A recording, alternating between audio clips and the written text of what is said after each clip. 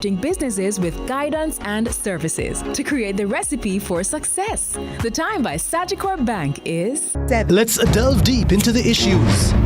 We'll take you beneath the surface. Greetings and salutations. My name is Orville Higgins and it's another edition of Fan Central. Talking to the people at the heart of the top sporting stories. Hear from your favorite sportsmen and women and the administrators who work tirelessly to make it all happen. It's live sports talk. I've written an entire article. Yeah. Looking at all the major issues every Tuesday at 9 p.m. It's Fan Central.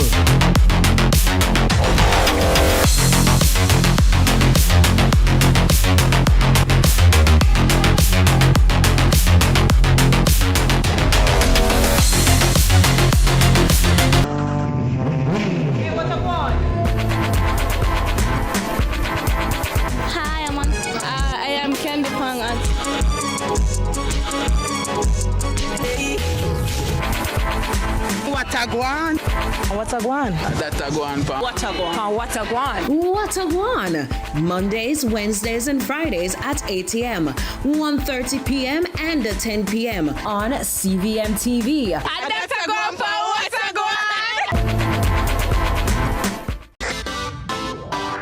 Every dream conquered is another dream game. I land and I fly again like a jet plane. Headed straight in your direction. 'Cause I'm wiser, one step closer. I'm winning 'cause I work so hard. And the music keeps on playing and the people never say we are mash up the dance. Oh, what a feeling. Don't stop dreaming. Keep on believing in the power of the feeling. Whatever you want, take a chance. Song in your heart, step in your dance. You got a spark, don't fit it dark. Shine your lights up. You don't know this is the voice that Diana present for CVM TV. Keep it locked and see it happen.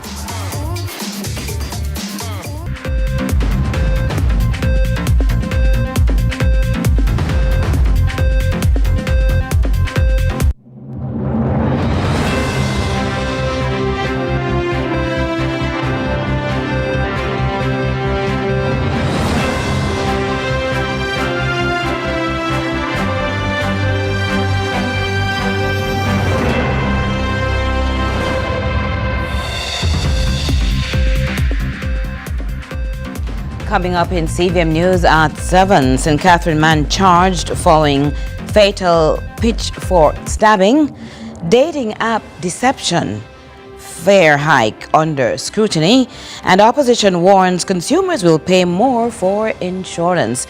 Later on in sports, France and Morocco to play in quarterfinals after Saturday's round of 16 victories.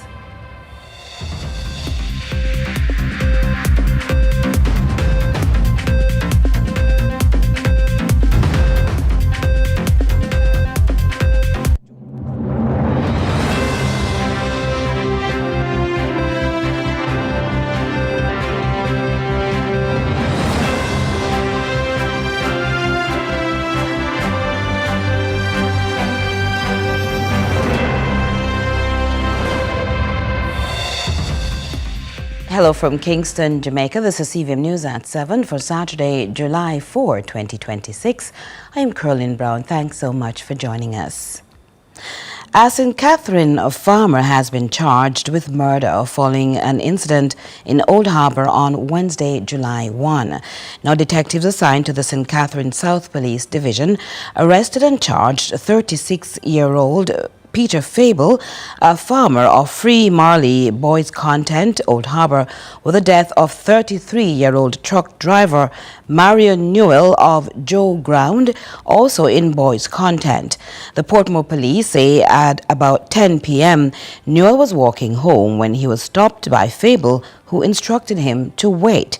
Now, Fable left the area briefly and reportedly returned armed with a pitchfork, an agricultural tool, which he allegedly used to inflict multiple stab wounds to Newell's upper body and face before fleeing the scene on foot. Residents assisted Newell to the hospital where he was pronounced dead. Now, following an investigation and a targeted police investigation or operation, Fable was apprehended and taken into custody. He was subsequently charged with murder. 33-year-old Demoy Pennington of Tremblesworth District, Highgate, St. Mary, has been charged with larceny by trick and unauthorized access to computer data. Reports from the Constant Spring Police are a woman met Pennington through a dating application on Sunday, April 26, and they arranged to meet the following day in Halfway Tree. They, however, left that scene with Pennington driving. Now, it's alleged that somewhere along the Temple Hall main road, he allegedly stopped at a supermarket and gave her money to purchase bottled water. While she was inside, he reportedly drove away with her belongings, which included an iPhone 13, a Samsung A05, approximately 80,000 Jamaican dollars in cash, bank cards and personal documents. The complainant later discovered that unauthorized transactions totaling approximately 100,000 Jamaican dollars had been made from her bank account using the stolen bank cards. The matter was reported to the police and an investigation was launched. Pennington was subsequently arrested and taken into custody on Friday, July 3. He was positively identified during an identification parade and was formally charged. Meanwhile, Pennington, who is a bar operator, was charged on Monday, June 29, with unauthorized possession of ammunition after 5 9mm rounds were discovered at his home during a targeted police operation. He is scheduled to appear before the Spanish Town Parish Court on July 10 to answer to those charges. Following confirmation in June of 2026 that the National Health Fund, the NHF, had suffered a cybersecurity incident, the fund has now verified the appearance of the unauthorized position of NHT data on a third-party site. The incident has also been reported to the Office of the Information Commissioner. The NHF says it continues to work closely with independent forensic experts and the major organized crime and anti-corruption agency to determine the full nature and scope of information that was accessed and posted. Commenting on the status of the investigation, Director of Information and Communications Technology at the NHF, Wilbert Lynn, says on becoming aware of the incident, we immediately activated our incident response protocols to strengthen safeguards, protect against unauthorized access, and enhance monitoring capabilities, identify root causes, and reinforce our security measures to minimize the risk of future incidents. Chief Executive Officer of the NHF, Everton Anderson, admitted to sincerely regretting make that sincere regret at the anxiety and uncertainty this situation may cause. He also reaffirmed the organization's commitment to transparency, accountability, and compliance with its obligations under Jamaica's Data Protection Act. In the meantime, individuals with specific concerns about their personal information are being told to contact or make that call 876 061106 or 876-618-3617 or send an email to dataprotect@nhf.org, make that org.jm. The full 16% increase in public passenger fares is now in effect, but many commuters are saying paying more must come with improved service delivery.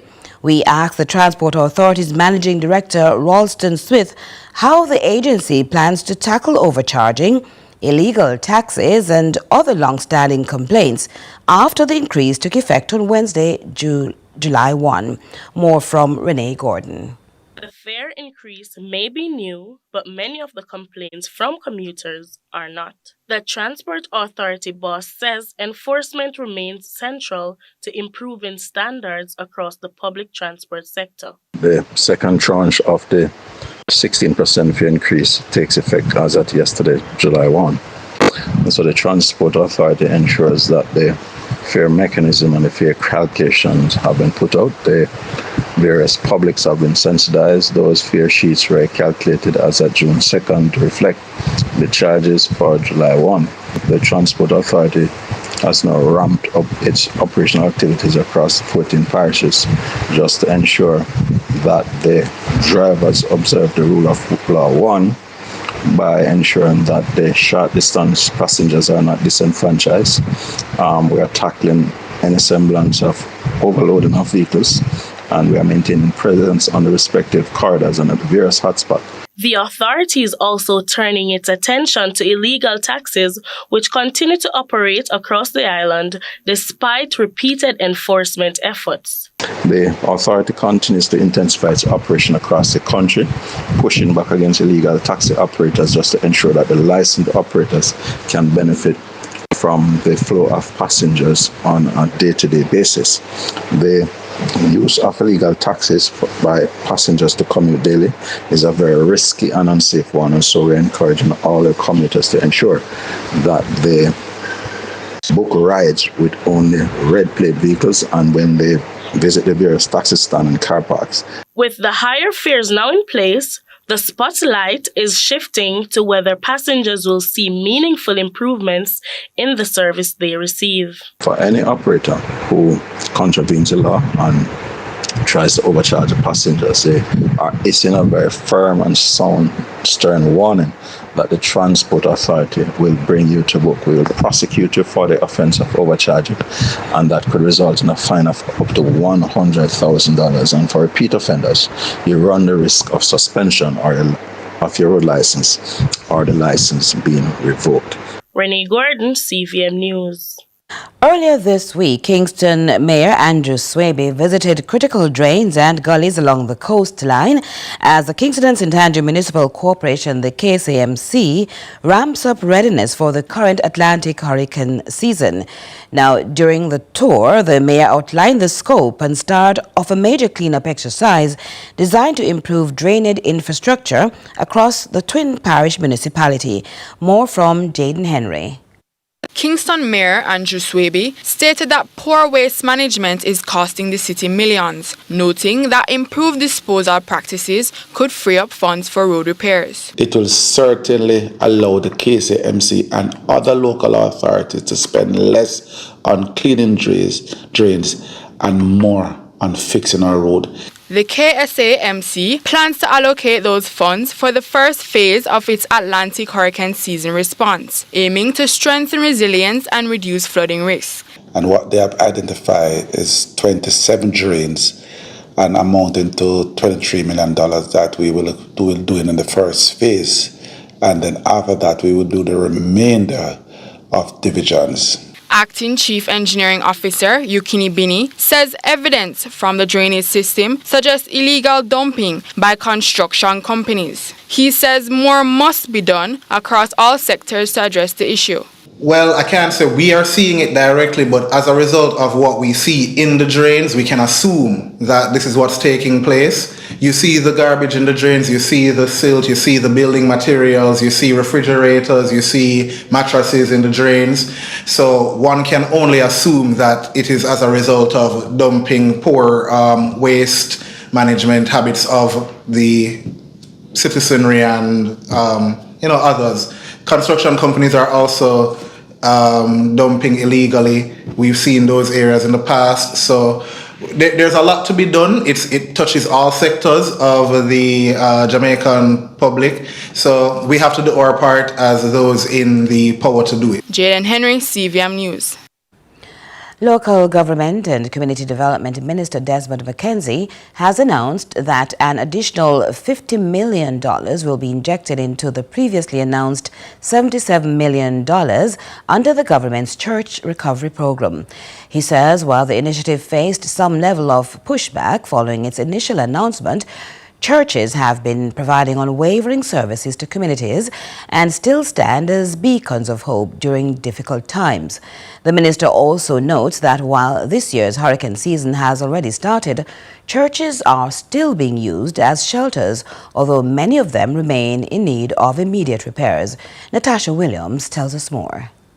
With several churches providing hope and maintaining social stability in the aftermath of disasters, the government announced a $77 million church recovery program to assist directly in restoration efforts. 102 churches in Westmoreland have been the program's largest and most recent beneficiaries under the initiative. The 102 churches here this morning that will receive $18.7 million.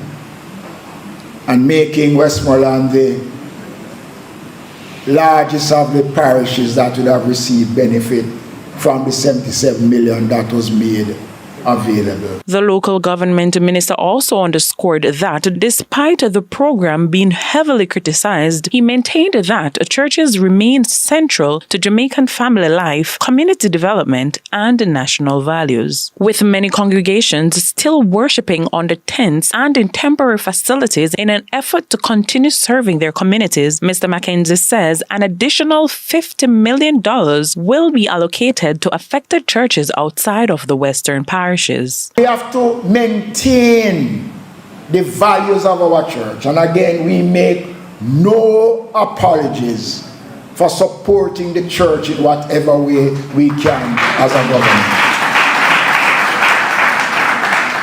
And that is why I announced an additional $50 million will be provided to cover the parishes of Clarendon and St. Anne that were affected by the passage of Hurricane Melissa. Member of Parliament for Westmoreland Eastern, Dr. Dayton Campbell, who was also in attendance, expressed gratitude for the initiative while suggesting an extension of the grants to the wider community. The role that the church also plays in the community, even some of them operate as a shelter. And we are now back in the hurricane season. And as you can see that we still have a lot of our brothers and sisters who are still very much in need. And because of his activist state, I'm going to lobby publicly for Brother Desmond to be given some of the responsibility to give some help to some of those persons. So like you have delivered for the church, I want you to deliver for some of the community members who are still on the tarpaulin. However, Minister Mackenzie stressed that with the experts warning of hurricanes becoming more frequent within the region by 2035, Jamaicans need to start taking precautions against natural disasters more seriously to reduce the strain on the government. These are things that we must start to contemplate on. Government can only do so much. We can provide as much as we want. But you can't predict the outcomes, because if we could have predicted what Melissa would have done, we would have been able to do a lot more. The minister was speaking at a presentation at Darliston Holiness Christian Church as part of the government's ongoing church recovery program. Natasha Williams, CVM News. Prime Minister Andrew Holness says there are very encouraging signs that confidence is growing in Jamaica's provision and supply of potable drinking water. Defending the quality of water provided by the National Water Commission, the Prime Minister emphasized the great care and vigilance going into protecting the quality of water being provided. Details in this report on a company fighting to be less of a burden on the government's coffers. It's a National Water Commission that receives more complaints from residents than they do praise. Hence a government grabbing hold on any positives for the NWC. Speaking at an awards dinner for employees, the Prime Minister, Andrew Holness, intimated the government has decided to take on a business approach to optimize the NWC's operations. The Prime Minister says for the first time in many decades since the establishment, the debt of the NWC is being managed well and is under control. Now, just to be clear, I didn't say profitably. But the truth is that for the first time in decades, the NWC approached a break-even point. And even made a very small profit in 1 year. In 2 years, 3 years, Minister is pointing out. And because of something called a review of compensation, which all of you benefited from, it affected the outturn of the accounts. Holness is anticipating continued independence where the NWC can be less of a strain on central government without overburdening debt on its balance sheet. We are told for the first time in a long time the NWC can replenish its capital equipment, allowing for the undertaking of massive projects, especially in rural areas. Kingston not to be neglected as projects in the pipeline to address the over 70-year-old aging infrastructure. With much of these systems having reached its limit of its engineering useful time, the wastewater management network in the corporate area will be taking priority as the investment in sewerage is vital to protect the underground source and quality of water. But we cannot continue with the sewage infrastructure for downtown Kingston as it is. And so the government will be making massive investments in improving, renewing, rebuilding the downtown Kingston sewage network, which will improve. The Prime Minister sought to allay fears about the country's water quality standards, telling the nation that the country has the best quality of water in the region. Every day, right across Jamaica, the NWC does its water quality checks. Yes.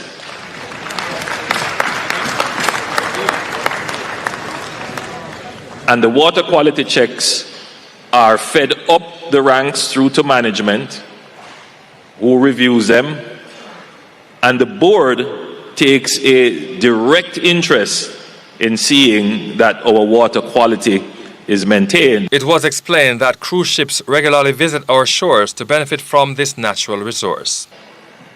The cruise ships would place Jamaica on their itineraries because they come to recharge their water supplies. They buy water from Jamaica. And that is an incredible sign of the confidence that they place in our potable drinking water. For CVM News, I'm Damon Phillips. We'll be right back. Stay with us.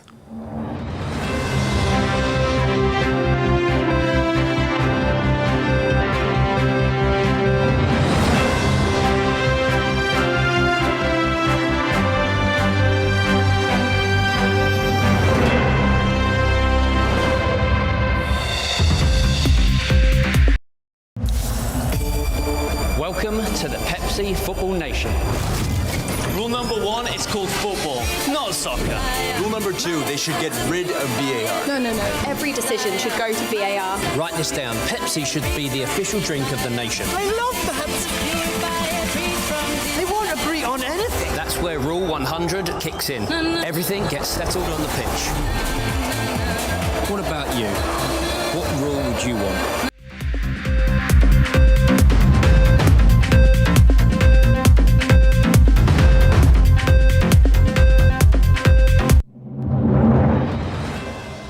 Welcome back.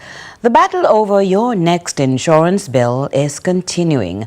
A financial plan for the country's insurance regulator has ignited political controversy.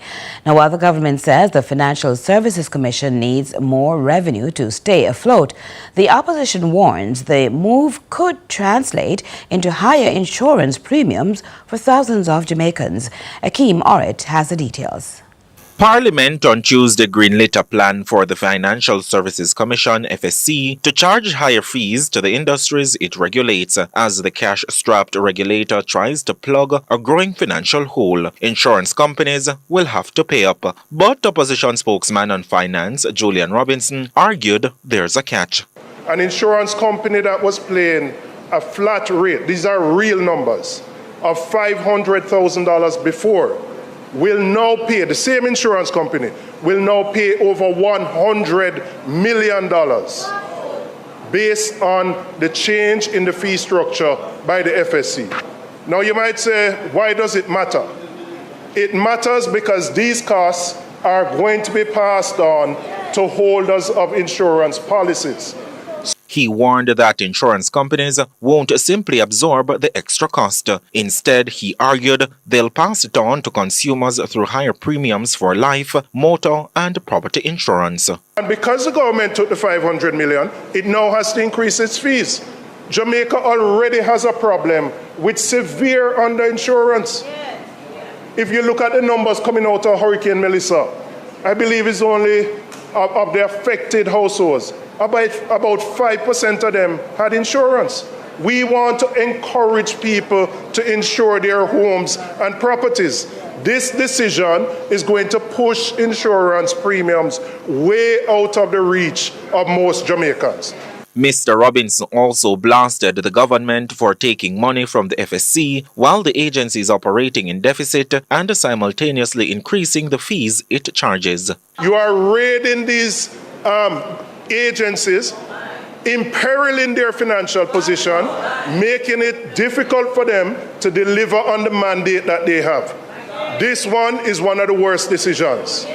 Rethink the decision. State Minister Franklin Witter did not push back on Robinson's points, except that key stakeholders were not consulted. We were advised, yes, that they were consulted, and the decision was taken by members of the committee from both sides, that this is a straightforward issue. The FSC was more than $502 million in the red as at March 2025 and projected another $407 million shortfall for the financial year ending March 2026. At a post-cabinet media briefing in June, Finance Minister Favour Williams defended the move, saying the FSC's financial position justified the $500 million distribution approved by the government. In the case of any financing needs from the FSC, we stand ready, and we did put that in writing to the FSC. So there is no risk to the viability of the FSC from the $500 million distribution. Meanwhile, the Insurance Association of Jamaica, the IAJ, says it has been in discussions with the FSCs over the proposed fee increase, with talks centered on the scale and pace of the additional charges. The association is also urging caution over predictions about the wider impact on the industry. It says it would be premature to speculate on how the higher fees could affect any individual insurer's profitability, competitiveness, investment in new products, or customer service, while consultations with the FSC remain ongoing. And it's now time for some regional and international news.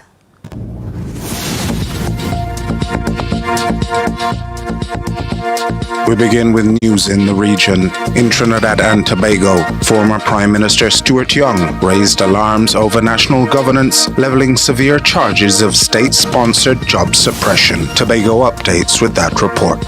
In a video address, Member of Parliament for Port of Spain North, St. Anne's West, Stuart Young, claimed that the government has instituted a sweeping wave of job cuts across critical public sectors since coming into office. With all that is going on in Trinidad and Tobago these days, the firing of tens of thousands of our most vulnerable workers and citizens in CPEP, URP, tens of thousands reforestation, continued firings at WASA, TNTech, even in the energy sector, at Heritage, at NGC, NE, PPGPL, PAP. Young says these widespread terminations are driven by political retribution rather than economic restructuring.